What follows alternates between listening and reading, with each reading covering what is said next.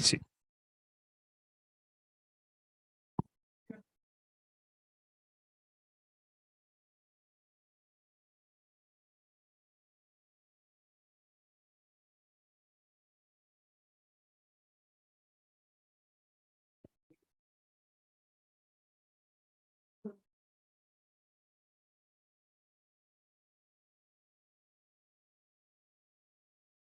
Sí, uno, dos.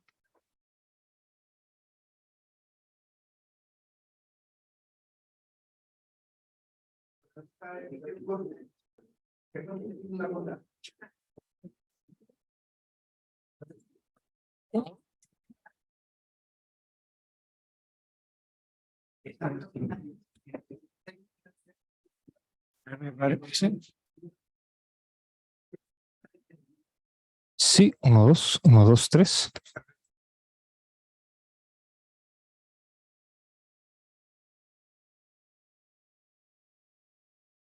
Sí, uno, dos, tres.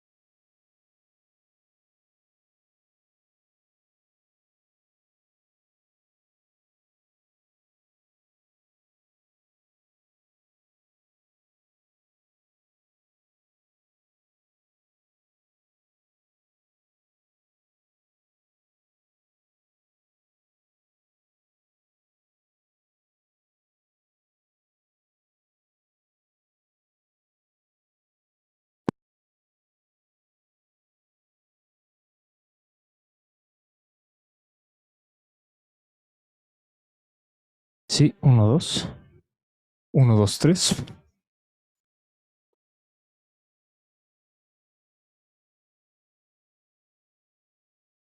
Sí, 1, 2.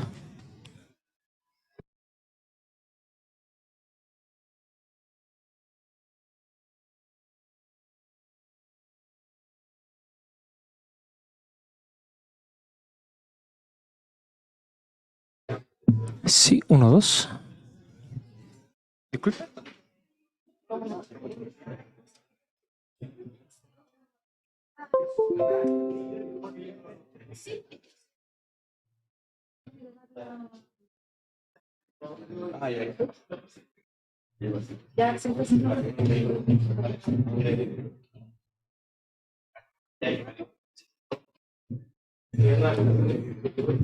Esto lo puedo hacer así. Ya. ¿Tú me dices? Hola, buenos días. ¿Cómo están? En nombre de la Escuela de Negocios de la Universidad Adolfo Ibáñez, le damos la bienvenida y les agradecemos acompañarnos hoy en el seminario Después de las AFP, ni estatismo ni movilismo. Saludamos también a las personas que nos acompañan por Zoom. Hay casi 50 personas conectadas, así que somos una audiencia interesante. Las utilidades excesivas y casi garantizadas de las AFP son rechazadas en las encuestas. El inmovilismo ha hecho que esta crítica continúe activa. El gobierno ha respondido con una propuesta estatista y monopólica.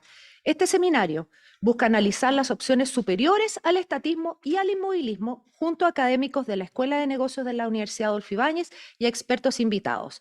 Para dar unas palabras de bienvenida, dejo con ustedes al vicedecano de posgrados de la Escuela de Negocios, Juan Pablo Torres.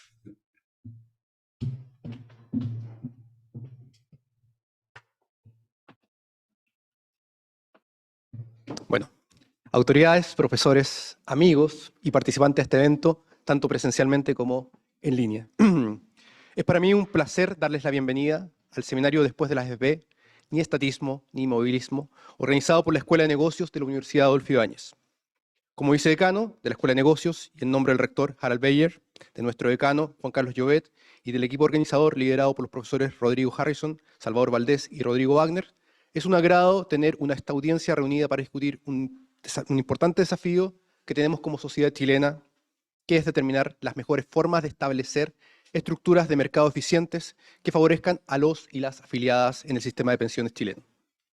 Nuestra Escuela de Negocio este año cumple 70 años al servicio del país y de la región, entregando profesionales que están contribuyendo a solucionar las grandes problemáticas de los negocios. Esta escuela cree firmemente que debemos estar al servicio de la industria, entregando ideas y fomentando debates con el máximo rigor y profesionalismo que caracteriza a nuestro claustro de profesores. En esta ocasión, hemos invitado a 3 destacados académicos expertos en los sistemas de fondos de pensión, quienes discutirán sus impresiones a los planteamientos entregados por los profesores Rodrigo Harrison y Salvador Valdés.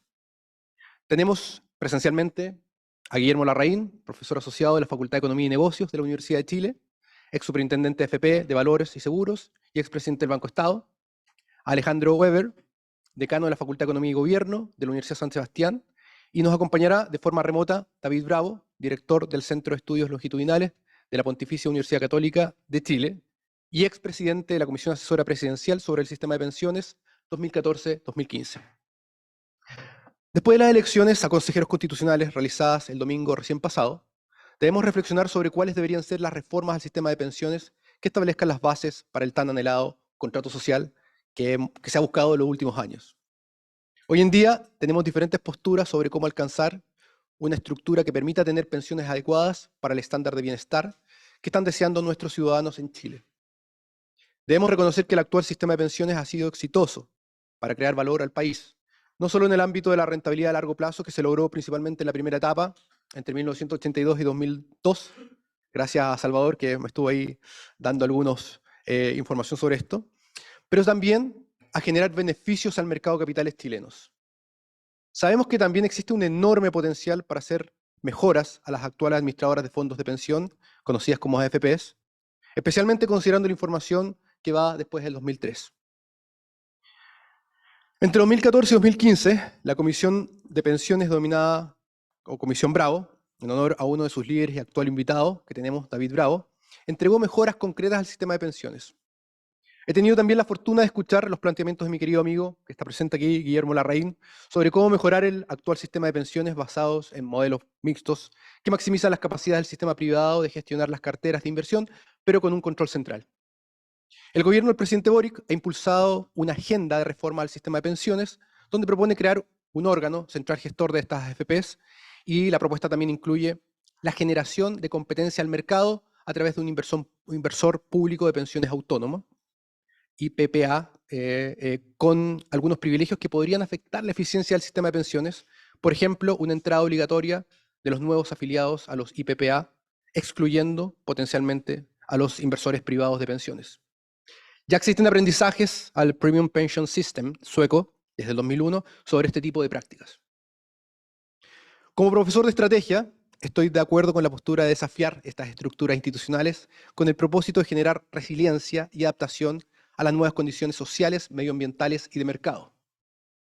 Pero hay que tener bastante cuidado con recetas que restrinjan la libertad para tomar opciones y aumentar los costos transaccionales que van en detrimento de los y las afiliadas.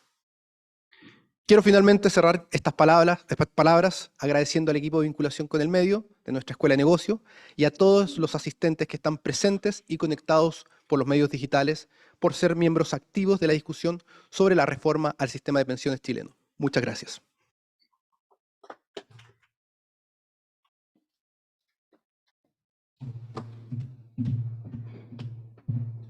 Muchas gracias, Juan Pablo. Iniciamos entonces las presentaciones con Rodrigo Harrison, académico de la Escuela de Negocios de la Universidad Adolfo Ibáñez, y su presentación titulada Licitaciones de afiliados y competencia en el sistema de pensiones chileno. Gracias, Rodrigo. Buenos días, muchas gracias por la invitación. Voy a hacer una exposición breve más bien histórica, sobre el desarrollo de las licitaciones en el sistema de pensiones chileno, que les voy a ir mencionando de a poco cuál ha sido nuestra participación en un proyecto de investigación y cuáles son los resultados que hemos obtenido. En general, esto va a ser una presentación con una introducción, una breve motivación. Voy a hablar de los mecanismos de licitación que se han ejecutado en este tiempo. Tenemos datos y por lo tanto hemos observado algunos hechos estilizados. Hay algunos resultados empíricos, econométricos, que no voy a profundizar sobre ellos. Son mis colegas, los coautores, los que trabajaron en ellos, pero los voy a mostrar. Y si tenemos alguna implicancia de política pública para el futuro que probablemente sea consistente con lo que va a hablar Salvador más tarde. ¿Okay? Lo que primero que quiero mostrar acá es que esto es un trabajo, el sistema de pensiones chileno como está planteado hoy día es un mercado que no existía. ¿Cierto? Es un mercado que no es espontáneo, un mercado diseñado. Y la literatura en general de economía ha sido beneficiada con varios premios Nobel sobre este tema: diseño de mercado, diseño de mecanismos, subasta. Debo honrar en primer lugar a John Nash, que trabajó sobre temas de teoría de juego, que han desarrollado a partir de William Bickley, Roger Myerson, Eric Maskin, Alvin Roth sobre temas de diseño y mercado. Pero en último término, en el año 2020 se declara que es beneficioso para la economía otorgar el premio Nobel a quien han trabajado en subasta. O sea, las subastas son un mecanismo que está ampliamente aceptado, y no solo aceptado, sino que validado. ¿Para qué? Generalmente para introducir competencia y el tener una mejor asignación de recursos. En general, si uno mira el premio Nobel del año 2020, lo que ha ocurrido es que se ha otorgado un importante, título al desarrollo económico a través de mejorar los mercados sobre la competencia de diseños buenos de subasta. También hay diseños malos. Históricamente hemos encontrado muchos anécdotas al respecto, ¿no es cierto? Y probablemente vamos a tener que discutir hoy día sobre si este diseño de subasta fue óptimo o no, ¿no es cierto? Pero en general, estos tipos lograron identificar, no solo teóricamente, sino que empíricamente, cuáles son mejores maneras de diseñar subasta y las mejores maneras de introducir competencia. ¿Okay? ¿Qué es lo que es una subasta en general? Son mecanismos. Mecanismos estratégicamente son formas de juego, formas de interacción estratégica en la cual se pueden asignar bienes o servicios, y lo que genera o desearían generar son ofertas competitivas. Entonces, lo primero que uno tiene que preguntarse es si hemos observado ofertas competitivas en el sistema de pensiones chileno. ¿Okay? ¿Y con qué objetivo? Para que los mercados, que son diseñados a través de estos sistemas, o bien son modificados a través de estos sistemas, promueven la competencia y la transparencia. ¿Okay? Entonces, ¿cuánto hemos logrado de esto a través de estos últimos años en el sistema de pensiones chileno? Es lo que queremos analizar, ¿ok? Entonces, hay un proceso competitivo que se da a través del diseño de subasta. Mi visión viene de ese punto de vista. No soy experto en pensiones, pero sí me ha tocado intervenir varios mercados a través de la implementación de subastas que permiten eventualmente mejorar la situación asignativa de los mercados. ¿Qué es lo que, ¿Cuáles son las propiedades fundamentales? Que las voy a resumir acá, a ver si en conjunto nos vamos dando cuenta si existe o no el mercado del sistema de pensiones chileno. Si las ofertas son competitivas, si se promueve la competencia, si hay una definición de mercado afectado que es propiedad de una pequeña parte del mercado completo. Por ejemplo, en el caso de pensiones chilenos, es una subasta diseñada exclusivamente para los nuevos trabajadores. Entonces, el mercado afectado es un submercado, se incrementa o se mantiene la transparencia, es un mercado profundo. Y la importancia del N, aquí le pongo el N importante, porque en el diseño subasta uno se puede complicar mucho los mecanismos, ¿cierto? Que el mecanismo, que lo hacemos segundo precio, tercer precio, el inglés a la japonesa, etcétera, o mezclado. Pero en realidad, si el N es grande, o sea, si hay muchos oferentes, el mecanismo pasa a ser un segundo, de segundo orden. Porque la competencia, el proceso competitivo se genera solo. ¿Cuál es el problema grande en la subasta? Cuando el N es pequeño. Cuando el N es pequeño estructuralmente. ¿Okay? Cuando el mercado tiene pocos proveedores, entonces tenemos que modificar bastante la manera en que estamos pensando y tenemos que meterle mucho pensamiento a cómo vamos a generar la asignación. ¿Por qué? Porque pueden haber muchos puntos que no estamos viendo y la subasta se puede caer, ¿cierto? Entonces hay que dedicarle mucho tiempo cuando el N es pequeño, que probablemente sea el caso de los sistemas de pensiones en Chile. ¿Okay? Este es un trabajo que está, esperamos pronto publicarse, junto con Marcela Parada y Marcelo Villena, que ellos ven la parte empírica, son más expertos en pensiones, pero el punto que queremos hacer acá es si de la experiencia que tenemos en Chile se puede transmitir algo. ¿Para Chile o para el resto de los países que han hecho subasta? Voy a hacer una breve resumen para motivar, probablemente ustedes son expertos, los que están mirando en el Zoom también, ¿cierto? En la industria de la AFP, más o menos esto es documentación, no es trabajo exclusivamente nuestro. Hay autores que han evaluado el nivel de competencia inicial, ¿cierto? Después, sin embargo, en la década de los 2000 experimentó niveles de concentración muy alta, ¿cierto? Y la concentración generó una caída tremenda en el número de participantes, ¿cierto? Estamos hablando del N, desde el punto de la subasta del N aquí es re importante. Teníamos un N de 21, pasamos a 6 y llegamos a tener muy poco. ¿Sí? Entonces, y eso generó un amplio debate. Si la concentración, que no necesariamente implica poder de mercado, pero si la concentración habría generado altas comisiones y bajado el nivel de competencia y utilidad excesiva para las compañías. En ese entorno, ¿cierto? Se da el debate del año 2008 para una nueva reforma. La pregunta es cómo aumentar la competencia. ¿Cómo aumentamos la competencia en un mercado donde naturalmente parece ser que la elasticidad es baja, donde el bien o servicio es de muy largo plazo? No es un mercado en el cual introducir la competencia sea muy fácil. Además es un mercado, como les decía, diseñado con poca experiencia afuera y por lo tanto cómo intervenirlo para poder, desde el punto de vista regulatorio, para incrementar la competencia. Se generó un debate en el 2008 y es el debate que permanece hasta hoy día. No es un problema probablemente resuelto y que necesitamos algún instrumental. Lo que estamos provocando hoy día en esta discusión es si las subastas deberían seguir, si se deberían seguir en qué formato y si no habría incurrir en algún otro tipo de mecanismo.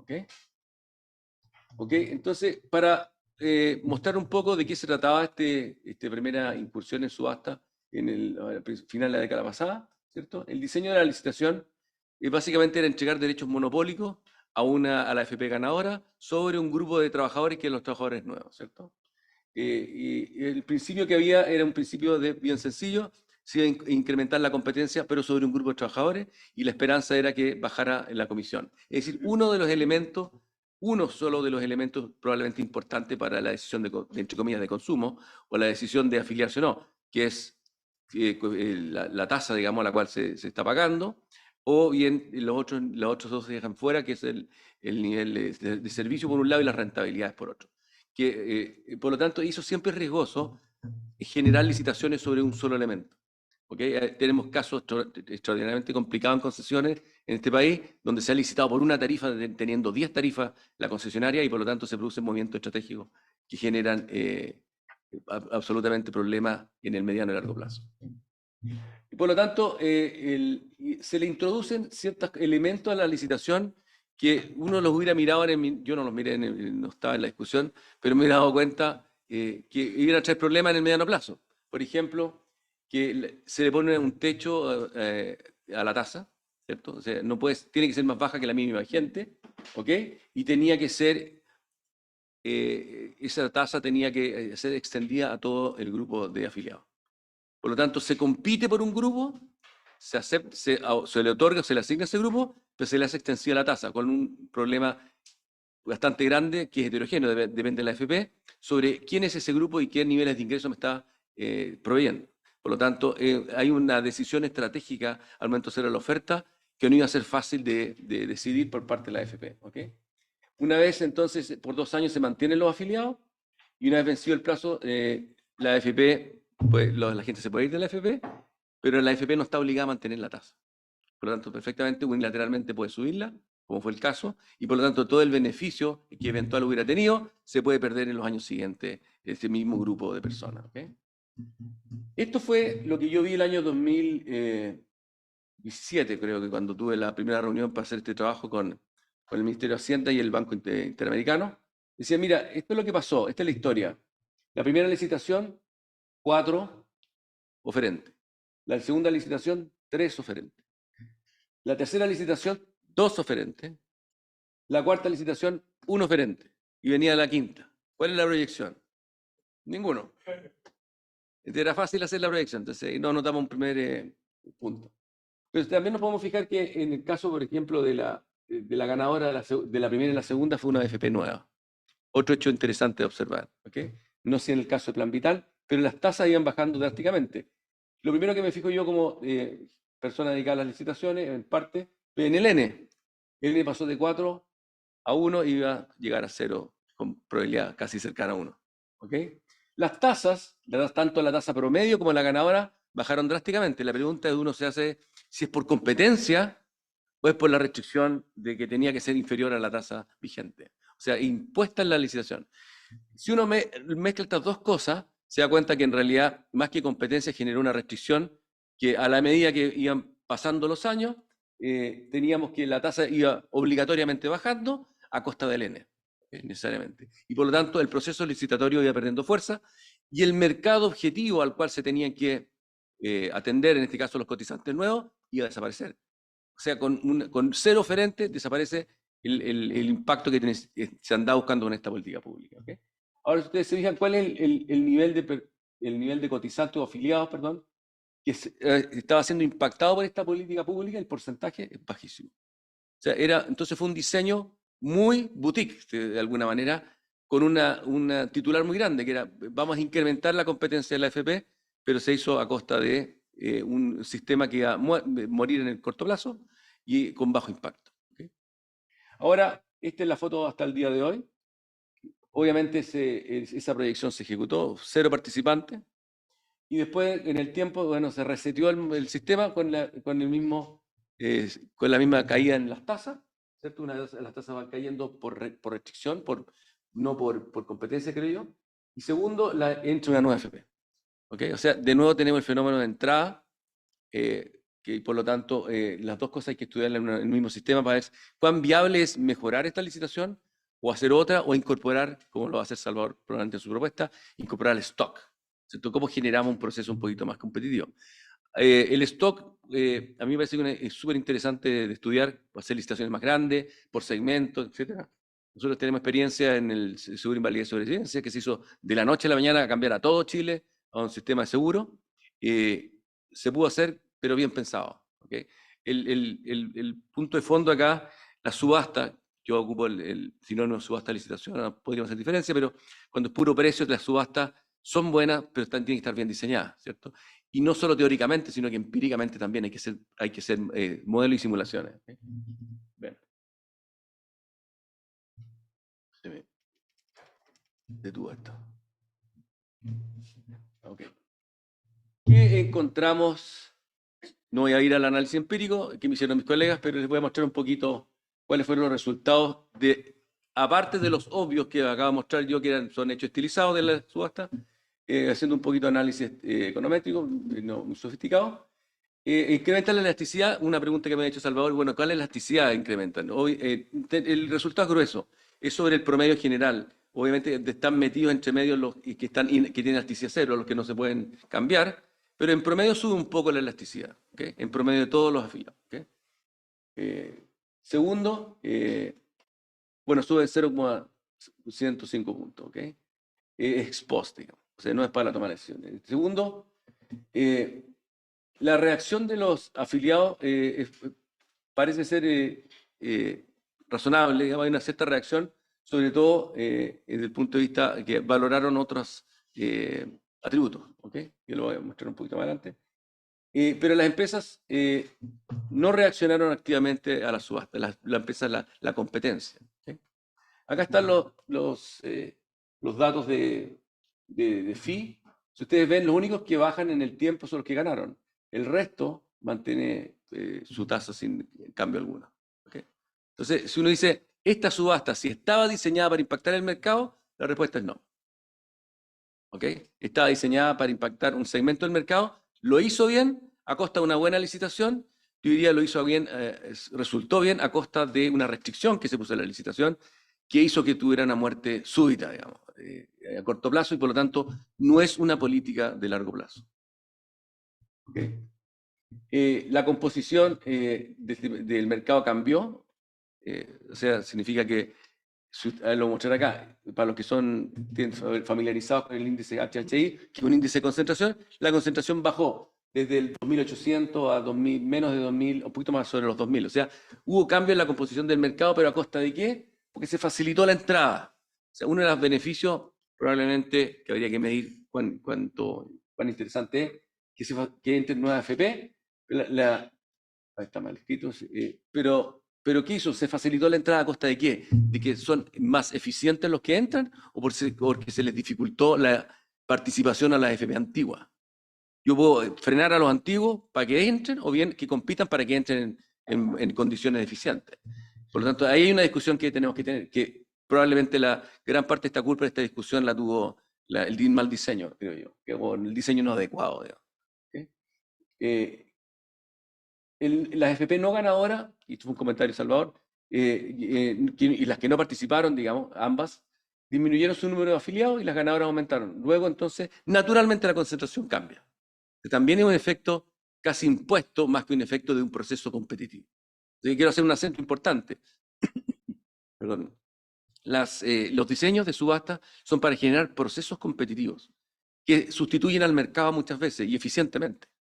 Lo que estamos haciendo acá es imponer una serie de reglas para generar resultados parecidos a los de la competencia, pero que no tienen en ninguna manera futuro para sostener una política de este tipo. Ahí estaba el indicador. Encontramos también que tiene un impacto en el markups leve, a la baja, que eso es positivo, ¿cierto? Si ven el gráfico, los markups medidos como la diferencia entre ingresos totales menos costos operacionales, ¿ok? Hay impactos que se puede atribuir. No reaccionaron en precio, ya les dije eso, perdón. ¿Qué otra cosa importante tiene que ver con si reaccionaron en otros atributos? ¿Okay? Por ejemplo, en mejor rendimiento. Los productos financieros ofrecidos mejoraron, según pero con reacción tardía, es en el segundo periodo. Hubo mejora en el periodo 2 de la licitación, en el tercero, en el 4, en la administración de los multifondos. Uno lo podría atribuir causalidades. ¿Ok? Y por lo tanto, uno muestra que acá que las personas que toman las decisiones como política pública tienen que ser más cautelosas en el impacto de largo plazo y mediano plazo de los diseños. Yo quiero resaltar que cuando uno diseña un mercado, es súper complicado tratar de ver cuál va a ser el impacto y si va a ser tan competitivo. Les voy a poner un ejemplo paralelo. A mí me ha tocado trabajar en otros mercados, entre comillas, mercado de trasplantes de órganos, por ejemplo, que tenemos un problema que es el problema de asignación, lo mismo. Tenemos demanda, oferta, pero es un mercado sin precio. ¿Okay? No hay precio. ¿Por qué? Porque la sociedad determinó que no haya precio. Y está bien. La pregunta es cómo hacemos esa asignación, que imite un proceso, entre paréntesis, competitivo, con ciertos valores, por ejemplo, en este caso de equidad, ¿cierto? Y es un problema complejo. De hecho, Alvin Roth ganó el premio Nobel por tratar de intentar resolverlo con medianamente éxito, ¿cierto? Entonces la pregunta acá, estamos diseñando un mercado y la pregunta es cuáles son los objetivos de largo plazo. ¿Okay? Porque dado ese objetivo de largo plazo, podemos diseñar un montón de mecanismos e irlos probando para encontrarlos, ¿cierto? Que eficiencia, cierta equidad, segmentación o no, por ejemplo. Y eso yo creo que esto no está bien todavía maduro como para empezar a hacer un nuevo proceso de diseño. Tenemos que sentarnos a conversar cuáles serían, en este caso, las medidas y los objetivos de largo plazo. ¿Okay? ¿Cuáles son los comentarios finales? Que están en el trabajo que nosotros hicimos, lo hemos conversado varias veces con Salvador, que tiene que ver que estas licitaciones generaron una suerte de segmentación de mercado. O sea, las AFP nuevas que entraron son, entre paréntesis, uno podría decir el equivalente al sistema de la industria aérea, o las low cost, digamos, ¿cierto? Tenemos un sistema low cost y tenemos las que van por un salario más alto, que tienen costo más alto probablemente de proveer el servicio.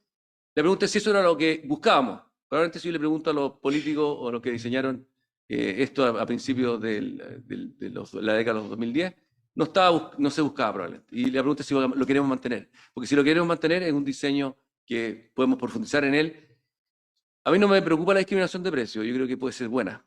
De hecho, si un fee es constante, el precio efectivo discriminatorio.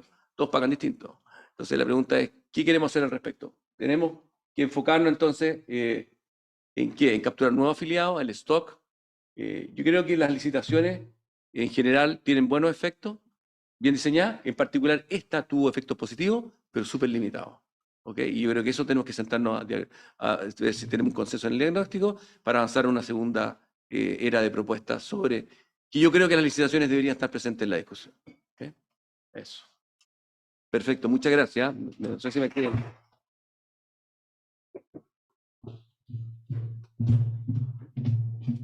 Muchas gracias, Rodrigo, por tu presentación. A continuación, invitamos a Salvador Valdés, Senior Fellow de la Universidad Adolfo Ibáñez, quien ha liderado la organización de este encuentro, y su presentación, Licitaciones para afiliados antiguos, una propuesta basada en evidencia. Gracias, Salvador. ¿Cómo salgo de esto? ¿Quién sabe cómo?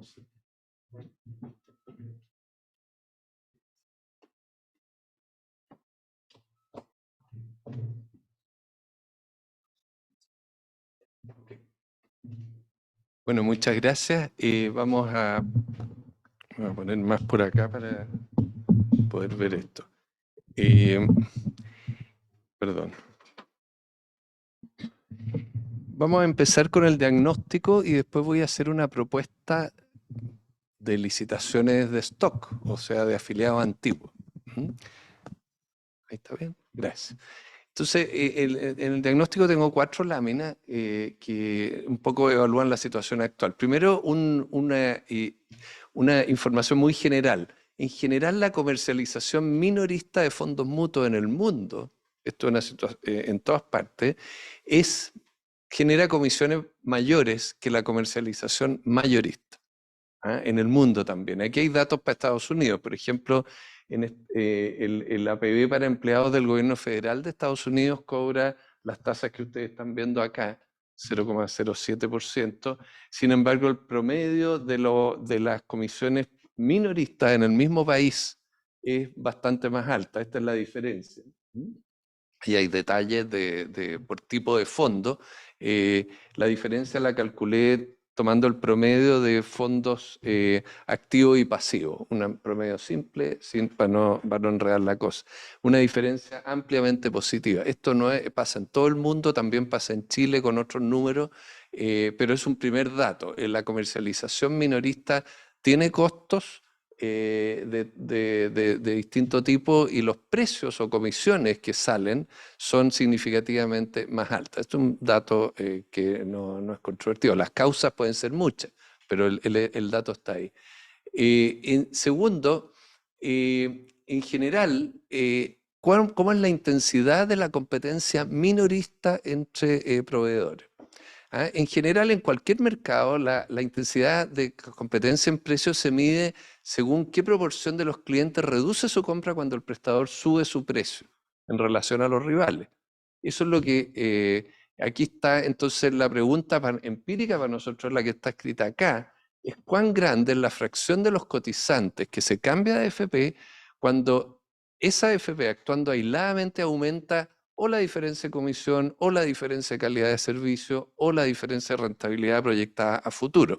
Cualquiera de esas medidas son elasticidades en la jerga económica, pero la pregunta es cómo es la sensibilidad, la fracción de los cotizantes que responde a estas diferencias. Si esa fracción es alta, se dice hay alta rivalidad, alta competencia. Si esa fracción es chiquitita, no, todo lo contrario. Entonces, ¿qué dice la evidencia? Bueno, hay varios estudios econométricos para Chile, para México, para otros países, y en general en este tipo de actividad esta respuesta es muy pequeña, o sea, o dicho técnicamente, la elasticidad, las tres elasticidades son muy bajas en general. Y aquí tengo una ilustración concreta, que es el episodio de Plan Vital en julio del 2018 que mencionó Rodrigo Harrison hace unos minutos. ¿Qué le ocurrió? Una de las reglas de la licitación de afiliados nuevos era que una vez vencido el periodo de 2 años, la AFP era libre de cambiar su comisión. Y si bien la AFP Modelo, que fue la que primero ganó las licitaciones, no lo hizo, o lo hizo muy poquito, Plan Vital lo hizo en gran escala. Aquí está el dato. En julio del 2018, de julio a agosto, la comisión pasó de 0,41 a 1,16%, o sea, prácticamente la triplicó. ¿Cuál fue el impacto en su demanda? Bueno, ¿cuál es la demanda para una AFP? Bueno, es la base de esta misma comisión, que es la masa salarial imponible, el producto del número de cotizantes por el salario imponible promedio por cotizante en esa AFP. Bueno, perdió en un año apenas el 2,8% de su masa de ingreso imponible, cuando casi había triplicado la comisión. Ahí están los datos, no sé si bueno, esas pantallas las están tapando un poquito ahí, pero ahí calculé para distintos años la comisión en el mes previo, agosto del año respectivo, está para el 2018, 19, 21 y 22, me salté la pandemia, y puse la masa ingreso imponible en miles de millones de pesos reales, ajustado por IPC. Y uno ve que Plan Vital fue capaz de subir de prácticamente triplicar su ingreso por venta. O sea, fue mucho más fuerte el efecto de subir la tasa de comisión que esta pérdida chiquitita de ingreso imponible. Entonces, esto es una elasticidad muy baja, está muy por debajo de un valor crítico que se usa, se determina en las discusiones económicas, que el valor crítico bajo el cual el poder sobre los precios actuando unilateralmente es altísimo. Entonces, esto es un ejemplo de los estudios econométricos han medido esto con más formalmente, con mucho más detalle. Pero yo creo que es interesante como ilustración lo que ocurre. Entonces, esto es una realidad. ¿Cuán grande es la fracción de las cotizantes que se cambia de FP cuando ella cambia la diferencia de comisión? La respuesta es muy pequeñita. O sea, hay poca competencia, pero esto no es necesariamente culpa de las AFP. Esto es la manera en que reacciona la demanda, la manera en que reaccionamos nosotros los afiliados y cotizantes.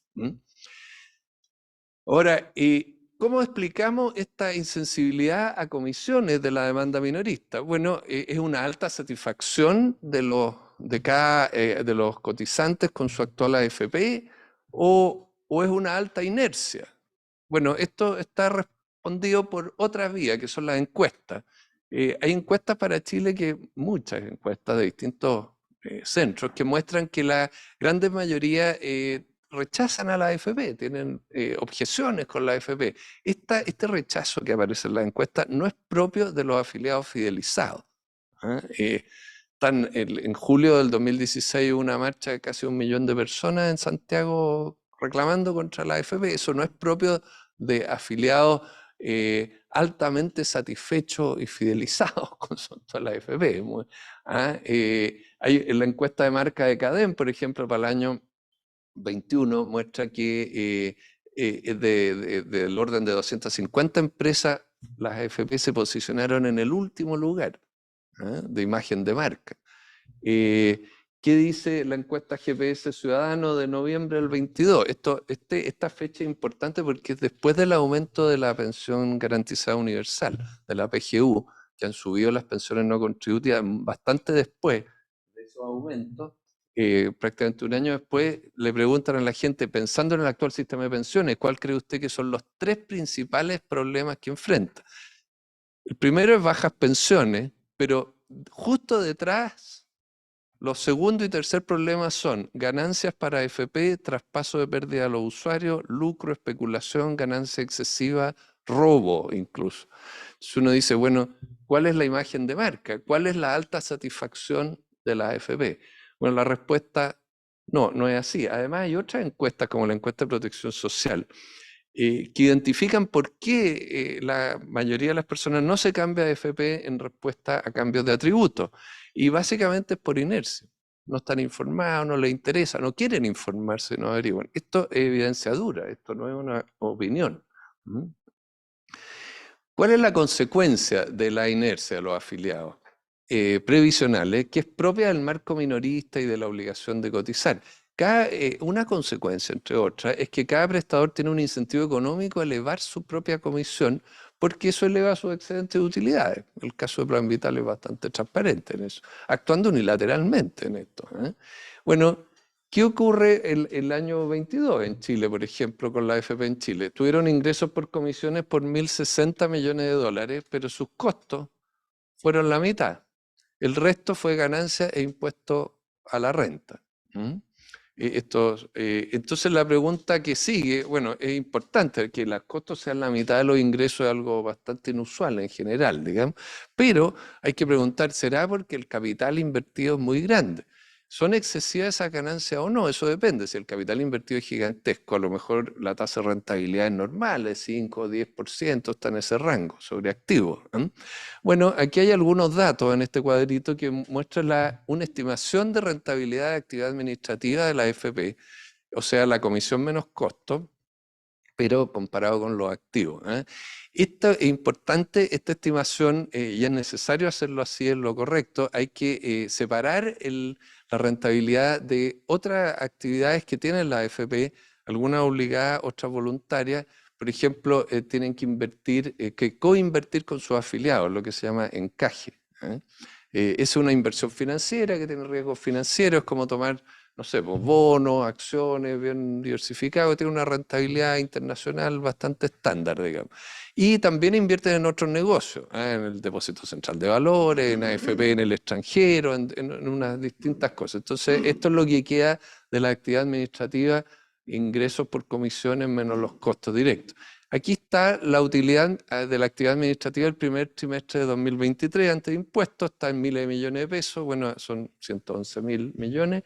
¿Y qué activos hay? Bueno, los activos para la actividad administrativa, según información oficial de la Super, sin encaje ni otros negocios, es 1.941 millones. Pero si uno lo mira con cuidado, aquí hay una anomalía tremenda, que son los activos intangibles. Resulta que el activo intangible es algo bien importante, son activos que muchas veces no están bien reflejados en la contabilidad, que son inversiones, pero no en máquinas que son tangibles, sino que en activos, por ejemplo, en imagen de marca, inversión en publicidad, inversiones con vendedores, en tener nuevos clientes, etcétera. Hay muchos tipos, también puede ser en software, en patentes, todos esos son activos intangibles. Entonces, ¿qué es lo único que hay? Es un contrato y un flujo futuro. ¿Pero por qué un activo? No es un gasto común y corriente, es un activo porque el flujo que genera esa inversión dura más de un año. A veces 2, a veces 5 años, pero dura bastante tiempo. Por ejemplo, una patente claramente genera flujo a lo largo de un tiempo largo. Por eso se considera un activo. Si se agotara muy rápidamente, diríamos, no, es simplemente un gasto, pero la duración hace la diferencia. Bueno, ¿cuál es la anomalía que hay en los activos intangibles de la contabilidad de la AFP? Uno dice, bueno, las AFP tienen imagen de marca, gastan algo en vendedores, en publicidad, también tienen que tener un activo intangible. Y es cierto, pero resulta que hay una anomalía porque Habitat tiene un pequeñísimo activo intangible, en cambio Provida tiene un inmenso activo intangible. Solo hay 3 AFP que tienen un activo intangible gigantesco. Y las otras 4 tienen activo intangible muy modesto o 0 incluso. Entonces, aquí hay un problema con la contabilidad. Entonces, lo que hice fue restar estos activos intangibles. ¿Qué es lo que ocurre? Los activos intangibles que están hoy día registrados en la contabilidad, y la superintendencia debería hacer algo mejor que esto, debería tener una estimación independiente de esto, pero no lo ha hecho. Lo que hace es simplemente que como ha habido cambios de propiedad en la AFP, ha habido compradores de AFP, o sea, AFP que se han vendido a nuevos dueños. Los nuevos dueños han puesto como valorización de su activo intangible el precio de compra, el precio al cual compraron la AFP. Ahora, esto conceptualmente abre un riesgo de mala contabilidad importante, porque, claro, ese es el costo para el comprador, pero para los afiliados eso es irrelevante. Si está comprando una renta monopólica de muy largo plazo, claro, el precio de compra va a ser muy grande, pero no va a haber, no es eso, digamos, es una renta monopólica, no es un verdadero costo. Entonces hay una alternativa que se usa bastante en economía, que es estimar los activos intangibles según el costo de reposición. Entonces, aquí hice una simulación muy simple, tomé lo que gastan las AFP en publicidad y vendedores, que está en la contabilidad, pero para las 7 AFP, no solo para 3, sino que para todas las AFP, y en base a otros estudios que hay sobre cuánto puede durar un activo intangible de este tipo, puse una primera simulación, 4 años, después lo hice con 5 años, y ahí está el valor con 5 años de duración de este activo intangible, pero a costo de reposición, no al costo de compra que hubo a los dueños anteriores. Bueno, en resumen, cuando uno hace este activo corregido, la rentabilidad sobre activo de la AFP anualizado ante impuestos en este periodo, y en realidad, pero es muy similar en el pasado, pero vamos a extender estos cálculos, sale un número muy alto, 48% anual. ¿Eso qué significa? Que la AFP recupera la totalidad de la inversión realizada en 2 años. Cada 2 años recupera todo.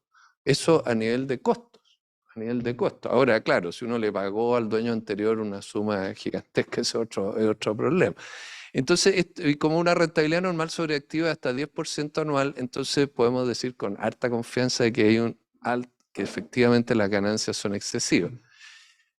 Entonces, ¿qué lecciones podemos sacar de esto? Bueno, hay que normalizar las ganancias de la actividad administrativa, hay mucho reclamo de esto, pero tenemos que respetar el derecho a elegir, tenemos que respetar la propiedad de los fondos, tenemos que cuidar una gestión privada y competitiva de los fondos de pensiones. Hay más objetivos aquí.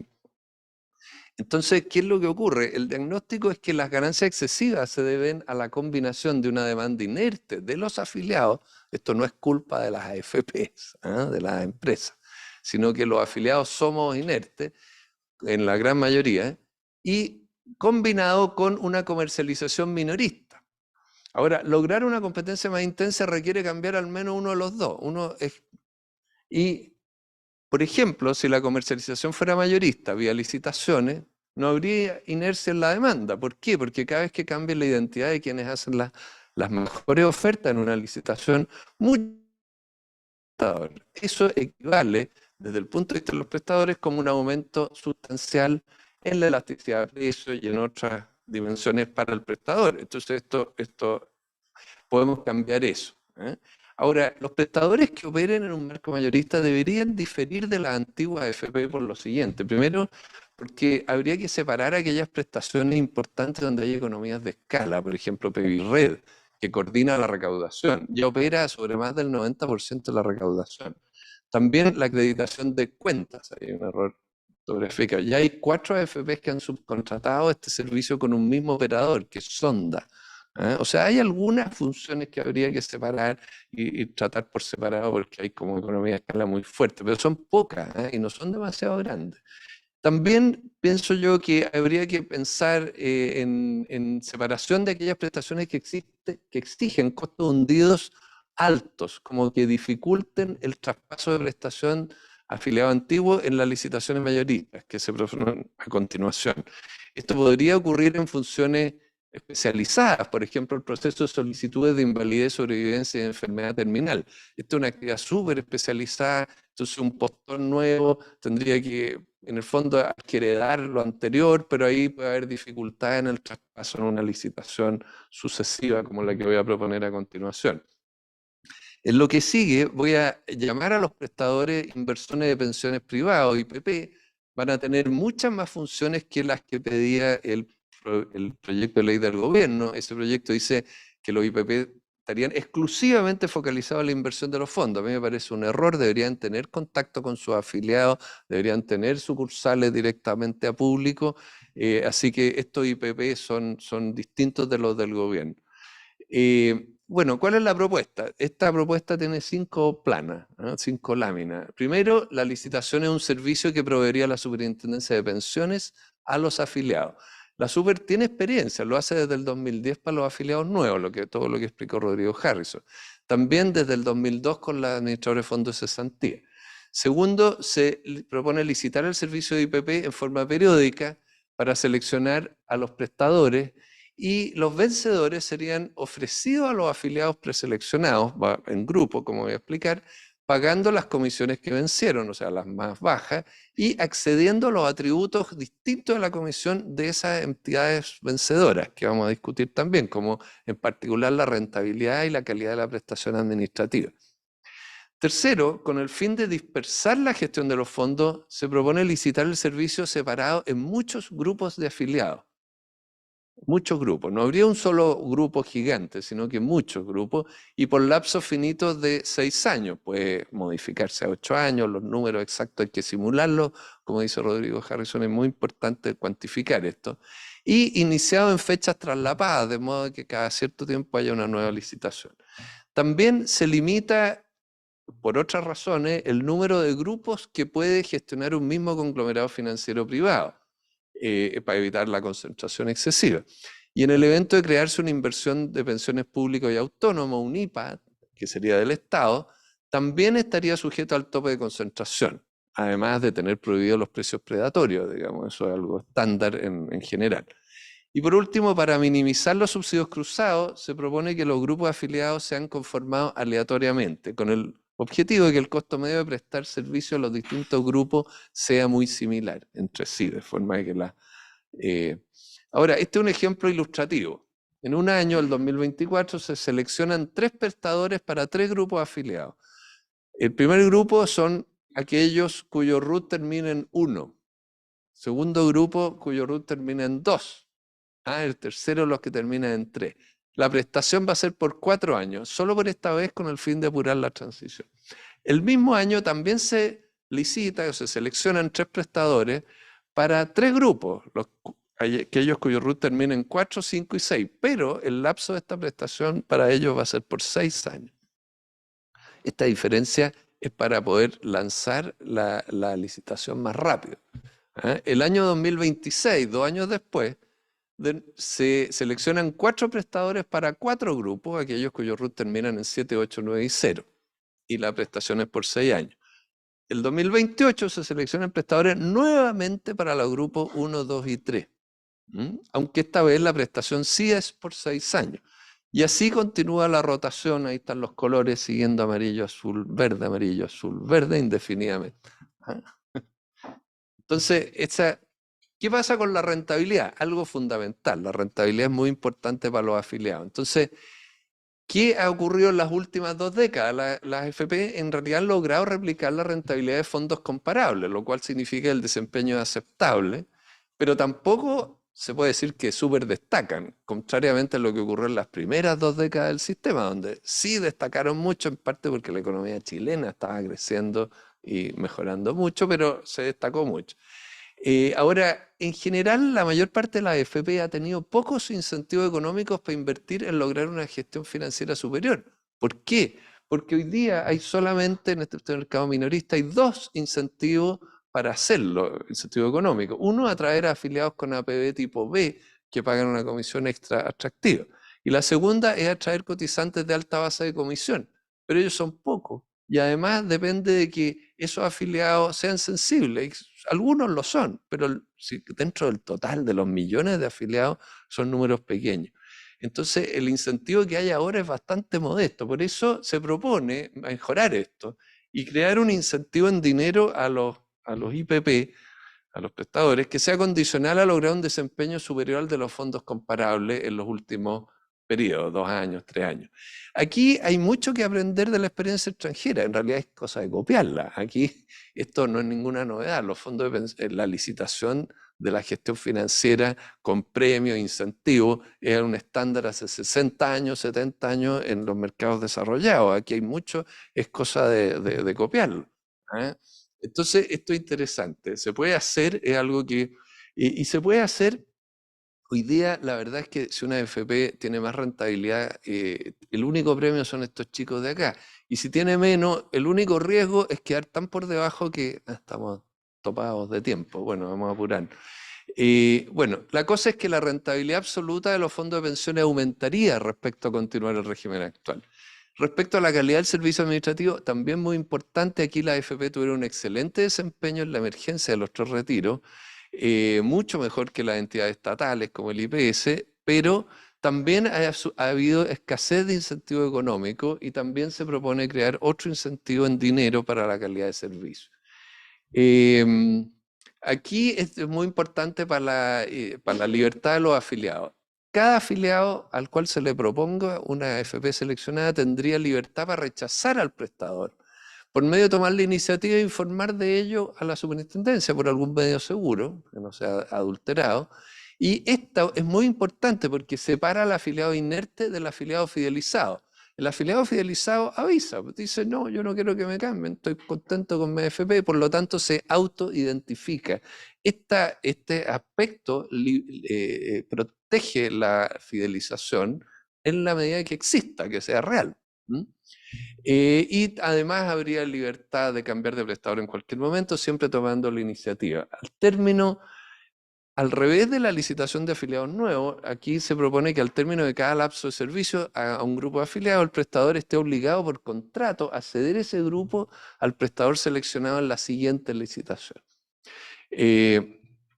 Además, proponemos que al término de cada lapso, el prestador cedente pueda enviar una comunicación a los afiliados que sirvió en los últimos 6 años, en el grupo que licitó, para solicitarle permanecer en él. Entonces, a lo más una vez cada 6 años se pide al afiliado revelar si está fidelizado a su actual prestador o no. Aquí hay un tema respecto al control de los activos alternativos desde un prestador al otro, cómo se traspasa. Bueno, esto está resuelto, o sea, está lleno de fondos de pensiones en el mundo que traspasan la gestión de activos alternativos de un gestor a otro y esto hay que copiar las tecnologías legales que se han hecho en el resto, en otras partes. Aquí hay varios ejemplos. Por último, el tema que planteaba Rodrigo Harrison de la coexistencia de tasas de comisión diferentes. La propuesta es que sí, que se puedan coexistir. ¿Y por qué? Porque hay otros 2, el IPP tiene ingresos desde otros 2 grupos de licitados, de afiliados aparte de los que ganó en la última licitación. También obtiene ingresos de grupos de afiliados ganados en licitaciones previas, cuyo lapso no expira todavía. Y por último, de afiliados que rechazaron al prestador seleccionado o seleccionaron por su cuenta a este IPP, que serían los fidelizados. Entonces, ¿se le obliga o no a extender la tasa de comisión vencedora a estas otras 2 categorías de afiliados? La propuesta es que no.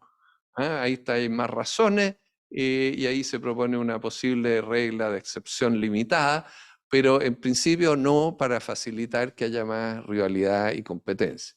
Por último, esta es mi última lámina, ¿cuáles son los resultados que se espera de esta propuesta, de una licitación como esta? Primero, respetar el derecho a elegir proveedor, cuidar la gestión privada y competitiva de los fondos de pensiones, normalizar la ganancia en la actividad administrativa. Segundo, mejorar la rentabilidad de los fondos de pensiones, lo que contribuye a elevar las futuras pensiones de todos. También se aspira a mantener la gran calidad de servicio administrativo y ojalá mejorarla también. Esto sería muy superior a una gestión estatal monopólica, cuyos riesgos políticos y gestión son muy grandes, en mi opinión. Es compatible con destinar la mayor parte de la nueva cotización de 6% a cuentas individuales o todas, con la eliminación de cuentas nacionales, es compatible con medidas para reducir las lagunas de cotización, es compatible con medidas para reducir la incertidumbre, compatible con un eventual IPP estatal. Respecto a la percepción de abuso, que es uno de los problemas que muestra la encuesta, las oscilaciones de la rentabilidad de los fondos de pensiones seguirían siendo compartidas con los IPP, vía ganancia o pérdida del encaje, eso se mantendría. Lo nuevo es que al sumarse con ganancia de magnitud menor en la actividad administrativa, la suma de ambas ganancias fluctuará mucho más que ahora. Esto disminuirá la percepción de que los IPP la AFP nunca pierden, como ocurrió el primer trimestre del 2023, los afiliados perdieron y las AFP ganaron. Esto ayuda a dotar de mejor imagen pública a los IPP. Y por último, se habla de amenazas de demandar al Estado chileno ante el tribunal CIADI. La pregunta es la siguiente: si un Estado acogió una inversión extranjera que compró una AFP y luego cambia el modo de competencia y es demandado ante el CIADI, ¿será vencido? ¿Será obligado a indemnizar al comprador de AFP? Bueno, en mi opinión, el vendedor de la AFP